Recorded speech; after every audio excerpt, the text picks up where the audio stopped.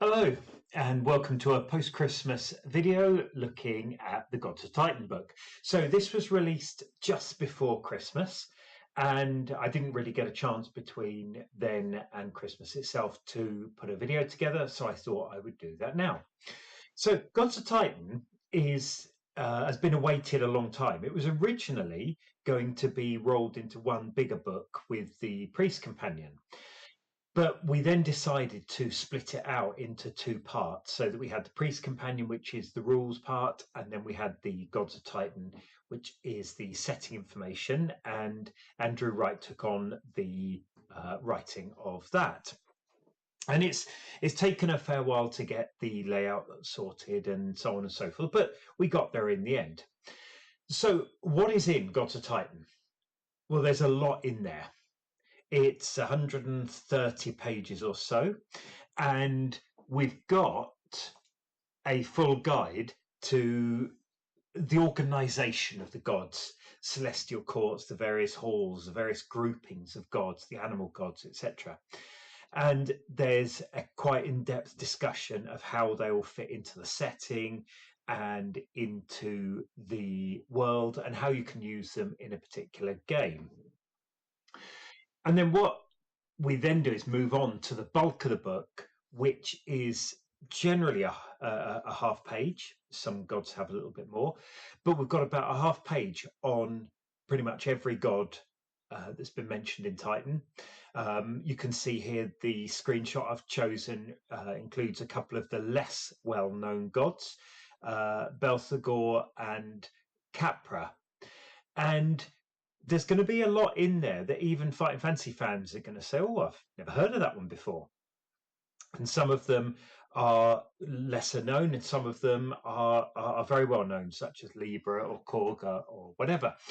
And for each one, you've got the specific power for that god. You've also got the general powers that their priests get. And then you've got a description of who the god is, alternative names, where they're worshipped, who they're worshipped by, what some of the rituals are, what the priests wear, what temples look like, etc. So there's a lot of information on all of these individual gods. Now, obviously, if you're going to focus a whole campaign around one god, half page isn't a huge amount, but it should give you enough to get started. And of course, if we went for, 5 pages per god, it would be a vast book. So we can't really do that. So we've got a couple of pages for each god, and that makes up about 70 or 80 pages, I think, of the book. And we round that out with two further sections related to sort of gods and so on and so forth. One of them is the calendar of Titan, and it looks at the naming of the days and the weeks and the months and how the calendars rotate round and holy days and special days and so on. And there are systems for generating random days and random times. And there's an expansion on the tables from the Adventure Creator system, which gives each month special bonuses to characters and so on. And so there's quite a lot of information there on the calendar, which helps just bring Titan to life a little bit. And then the whole book is rounded out with a guide to the macrocosmos, which is more of a philosophical look at how the various planes and worlds and dimensions and so on fit together on and around and in Titan.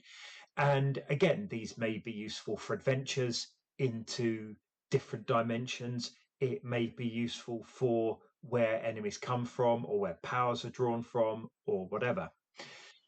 So this is quite a short video because it's, in a way, it's quite a simple book. It's a long book, but it's quite a simple book because this is the organisation of the gods. This is a description of all of the gods. And here's a bit more detail about things like calendar, weather, a little bit, the other dimensions. So it's quite a simplistic book. It just has a lot in it. And obviously, it's useful for any GM planning an AFF campaign or running an AFF campaign because you've got all the information on there about gods, which could either be which could be helping the heroes, could be hindering them, or could just be watching on amused.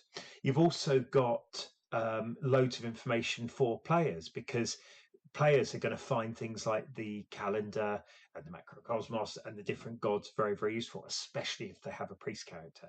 So although it is a natural companion to the priest companion, it's also great for just about any AFF campaign set on or in Titan.